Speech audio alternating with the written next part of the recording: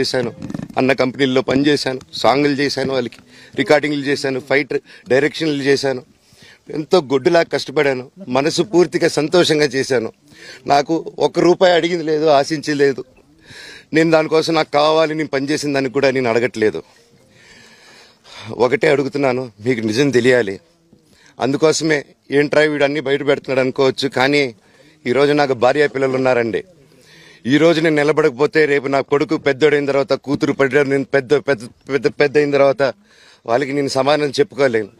నేను దొంగతనం చేసి వేరే వాళ్ళు కడుపులు కొట్టి నా పిల్లల మొహం నేను చూడలేను, ఆ కూడు నా పిల్లలకి పెట్టలేను.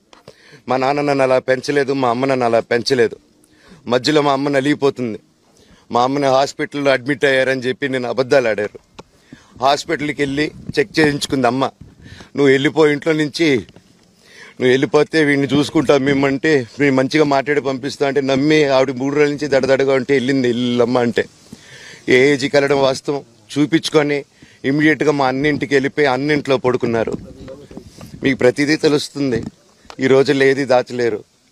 మరి ఇంత క్యారెక్టర్ అసాసినేషను నేను చేయని దానికి చేశారు అని, నా భార్య వచ్చిన తర్వాత నేను చెడ్డోడినయ్యానని, అదే వాళ్ళ తల్లిదండ్రులు ఉండుంటే గమ్మునుంటారా అండి?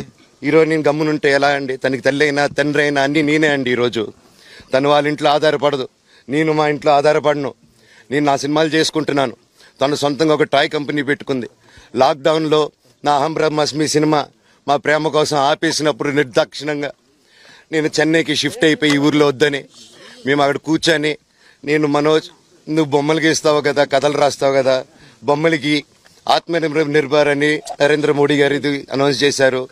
ఈ బొమ్మలు, నీకు బొమ్మలు ఇష్టం, పిల్లలు ఉన్నారు, మనమే క్రియేట్ చేద్దాం బొమ్మలు అంటే, లాక్డౌన్లో నేను డ్రాయింగ్లు చేసి కథలు రాసుకొని నా ఫ్రెండ్స్ దగ్గర కొంచెం అప్పులు చేసుకొని మేమే పెట్టుబడులు పెట్టుకుంటూ, నా ఫ్రెండ్స్ కూడా పెద్ద కష్టపడి వచ్చిన వాళ్ళండి. వాళ్ళకున్న కొంతలో నాకు పంచుకుంటూ, మమ్మల్ని కాపాడుకుంటూ, ఒకరినొకరు కాపాడుకుంటూ నిలబడి ఈరోజు మనీని నిలదొక్కున్నాం అండి. నేను నా భార్య, తను కష్టపడుతుంది.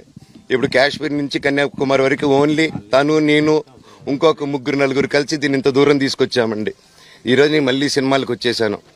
అందుకే ఈరోజు నేను నిలబడపోతే ఇది నా పిల్లలకి చెప్పేది కరెక్ట్ కాదు, ఎవరికి కరెక్ట్ కాదు. ఇన్నాళ్ళు గమ్మునున్నాను ఓకే, కానీ వాళ్ళ నాన్న ఆస్తుల కోసం కొట్లాడుతున్నాడా, మంచి కోసం నిలబడుతున్నాడా అనేది ఈరోజు మీకు సాయంత్రం వచ్చిన ప్రూఫ్స్ అన్ని వదులుతాను. మా నాన్న మీద గన్ను పెట్టి కాల్చే వినయ్కి, మా అన్నకి సాయంత్రం ప్రతిదీ చెప్తాను. చెప్పాను కదండి, వినయ్ అని మా అన్న విష్ణు అని. అవునండి, నన్ను హాజరుపరచమన్నారు, 10:30 రమ్మన్నారు. మీరందరూ చూశారు. నాకు మొన్న ఫస్ట్ రోజు తగిలి బాగా నొప్పి వచ్చింది, మెడ, కాలు. 3 వారాల క్రితం ఫైట్లో నాకు మజిల్ టైర్ అయింది, గ్రేడ్ 1 టైర్ రైట్ లెగ్లో. లెఫ్ట్ లెగ్లో మళ్ళీ దెబ్బలు తగిలాయి మొన్న. సో అందుకే కొంచెం బ్యాలెన్స్ ఇది ఉంది. మందులు హెవీ మెడికేషన్ ఇచ్చారు, హెవీ ప్యాచ్ కూడా వేశారు నాకు. దానివల్లే కొంచెం నడుస్తున్నాను. అండ్ ఇప్పుడు అందుకే రిక్వెస్ట్ చేసుకొని, సార్ నాకు కొంచెం టైం ఇవ్వండి, పాప ఉంది, సెటిల్ చేసుకొని నేను వస్తాను సార్, కొంచెం సెట్ చేసుకొని అని పోలీసులు గారికి రిక్వెస్ట్ చేసుకొని ఇప్పుడు బయలుదేరుతున్నాను. సార్ దాని గురించే సార్ చెప్పాను. మద్యానికి బానిసై ఇలా ప్రవర్తిస్తున్నాడు, అందుకే నేను మనోజ్ విషయంలో సీరియస్ గా ఉన్నాను అని చెప్తున్నాను. సార్ మద్యానికి బానిసై ఎవరిని కొట్టాను సార్? నా పిల్లల్ని కొట్టానా, నా భార్యను కొట్టానా, మా అమ్మని కొట్టానా, మా నాన్నని కొట్టానా? ఇవన్నీ నేను మద్యానికి బ్యాలెన్స్ అందరినీ కొడుతున్నాను, పొన్నాలు కొడుతుంటే సీసీటీవీలు తెప్పిండి సార్. అది దొంగతనం చేసింది నేను కాదు సార్, అది తెప్పిండి సార్ అంతా. అప్పుడు మాట్లాడదాం సార్, మనోజా ఎవరా అని చెప్తానండి. నాకు ఇంకా కొంచెం క్లారిటీ రావాలి. కమిషనర్ ఆఫీస్కి వెళ్తాను, వాళ్ళని కలుస్తాను, రిక్వెస్ట్ చేసుకుంటాను, మాట్లాడుకొని వాళ్ళు ఏం చెప్తారు 5:30కి మాట్లాడతానన్నా. ప్రతి ఒక్కరికి అది తెలుసు. ఇండస్ట్రీలో ఉన్న మా కుటుంబం, ఫిల్మ్ ఇండస్ట్రీ మా కుటుంబం, మా ఇండస్ట్రీ వరకు వాళ్ళందరికీ తెలుసు. మా నాన్న చేసిన తప్పు ఏదైనా ఉంటే మమ్మల్ని అందరినీ విపరీతంగా ప్రేమించడం. ఈరోజు one thing which I would like to request and pray to the media is that మీకు ఫాదర్స్ ఉన్నారు, మీకు బ్రదర్స్ ఉన్నారు. No family is perfect. పెద్దలు అంటారు ఫ్యామిలీస్ ఆర్ కాంప్లికేటెడ్ అని. నేను అనుకున్న ఉమ్మడి కుటుంబంగా ఉంది, మా ఫ్యామిలీ కొంచెం డిఫరెంట్గా ఉంటుంది, మేము కలిసిమెలిసి ఉంటాం అనుకున్నాం. But it's unfortunate today. My hope still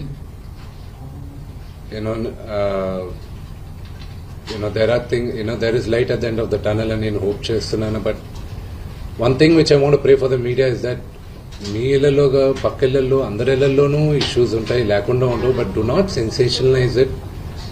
ఇది my sincere request. Yes, fortunately or unfortunately మీ అందరం పాపులర్ ఫిగర్స్. దానికి మీరు ప్రజలకు తీసుకెళ్లేది కరెక్ట్, కానీ మరి ఇంత కొంతమంది వరకు they have cross all limits. Remember, మా అమ్మకి ఈరోజు ఉల్వా లేకుండా she is admitted in the hospital. ఇంటికి పెద్ద కొడుకుగా ఐఎమ్ కన్సర్న్డ్, ఐఎమ్ వరీడ్. నాన్నగారికి నిన్న జరిగిన ఘర్షణలో ఆయనకి కొన్ని గాయాలు తగిలాయి.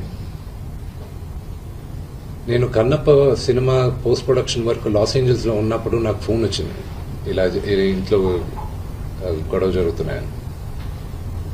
అన్నీ ఆపుకొని ముందు వచ్చేసాను. For me family first. నిన్న మార్నింగ్ దిగాను. But I'm not able to understand అది ఇంత నేను లేని ఒక 4 రోజుల్లో how did this escalate so much అని. But I hope there is some respite at the end of it. But I also request the media, మీ అందరిని కూడా నేను నా విన్నపం ఏంటంటే, మీకు ఫ్యామిలీస్ ఉన్నాయి, మీకు ఫాదర్స్ ఉన్నారు, everybody's got their own families. I request you to have a little bit of restraint. That's my only request. And నిన్న జరిగిన సంగతి, ఒక టీవీ రిపోర్టర్ ఆయనకి గాయాలు తగలడం, ఇట్ ఈస్ రియలీ అన్ఫార్చునేట్. ఉద్దేశపూర్వకంగా ఎవరిని హర్ట్ చేయాలని లేదు. నిన్న మీరు విజువల్స్ చూస్తే, టీవీ విజువల్స్ మీరు కానీ కరెక్ట్గా చూస్తే, గేటు పగలగొట్టుకొని తోసుకొని గేట్ ఎరగొట్టి లోపలికి వచ్చేటప్పటికి ఒక తండ్రిగా ఆయన రియాక్ట్ అయిన విధం చాలా తక్కువని నా భావన. కానీ ఆయన ముందుకొచ్చి, మీరు విజువల్స్ కరెక్ట్గా చూసుకున్నారంటే, ఆయన మీడియా వాళ్ళకి నమస్కరిస్తూ ముందుకొచ్చారు. ఆయన చేతులు జోడించి నమస్కరిస్తూ ముందుకొస్తే, ఎవరో ఒకరు ముందుకొచ్చారు, ఏదో మొహం మీద పెట్టారు. ఆ హీట్ ఆఫ్ ద మూమెంట్ లో జరిగిందే గాని ఉద్దేశపూర్వకంగా ఒక వ్యక్తిని కొట్టాలని గాని, ఒక వ్యక్తి పైన ఆగ్రహం చూపించాలని గాని వ్యక్తిగతంగా లేదు. ఆయన గాయపడిన వాళ్ళ ఫ్యామిలీతో నేను టచ్ లో ఉన్నాను, వాళ్ళ ఫ్యామిలీ మెంబర్తో మాట్లాడాను. వాళ్ళకి చెప్పాల్సింది మేము చెప్పాం. We are in touch with them and it is a really unfortunate incident. I wish this did not happen. ఇది జరుగుండకూడదు. It's really unfortunate. It happen. We all feel sad for it. Thank you. అంటే mother notice కూడా ఇచ్చారు కదా sir, మీరు ఎప్పుడు హాజరవుతున్నారు అసలు కోర్టులో పిటిషన్ వేసిన పరిస్థితి. సారీ అండి, మోహన్ బాబు గారితో పాటు మీకు కూడా నోటీస్ ఇచ్చారు. ఒక 3 తరాలుగా మీరందరూ నాన్నగారు అంటే ఏంటో తెలుసు సార్. నాకు ఒక్కటి అర్థం కాదు ఏంటంటే, రచ్చకొండ పోలీస్ స్టేషన్లో చేసేది, మాకు నోటీసులు రాకముందు మీడియాకి రిలీజ్ చేస్తున్నారు. It is really unfortunate. ఇది ట్రయల్ బై మీడియానా, లేకపోతే do they really want to resolve something? I really need to understand that. ఈరోజు మార్నింగ్ న్యూస్ పేపర్స్లో నాన్నగారి గన్స్ సరెండర్ చేయాలి అని చెప్పి నాన్నగారికి నోటీస్ జారీ చేసిందని చెప్పారు. ఈరోజు మార్నింగ్ 10:55 మాకు వచ్చి నోటీస్ ఇచ్చారు. అంటే మేము న్యూస్ పేపర్లో జరిగితే మాకు తెలుస్తున్నాయి, ఇలాగా కమిషనర్ గారిని కలవాల్సి వస్తుంది అది ఇదని. ఈరోజు తెల్లారుజామున నాకు 9:30కి నోటీస్ జారీ చేశారు. I didn't understand why I was called, but out of respect to the commissioner నేను ఆయన కలుస్తాను. కానీ 9:30కి నాకు నోటీస్ ఇచ్చి 10:30కి వచ్చి హాజరవ్వమంటే ఆన్ వాట్ బేసిస్ నన్ను పిలిచారు? Do they know that I was not in the country? నేను అసలు కంట్రీలోనే లేను. నేను మార్నింగ్ వచ్చాను. And what basis are they calling me? What protection has he given my father? నిన్న మీరు చూసారు, మీరందరూ ఆల్ పాత్రిక సోదరులందరూ ఉన్నారు. You saw how it is. మీ ఇళ్ల పైకి కానీ అలాగ ఎవరైనా వస్తే do you feel safe? It's really unfortunate. అది ఇంకా respecting the chair of the commissioner, వాళ్ళు పిలిచారు కాబట్టి నేను కలుస్తారు. కలవాల్సిన అవసరం నాకు లేదు. As per law I don't have to meet them. Summons ఇచ్చారు రండి అంటే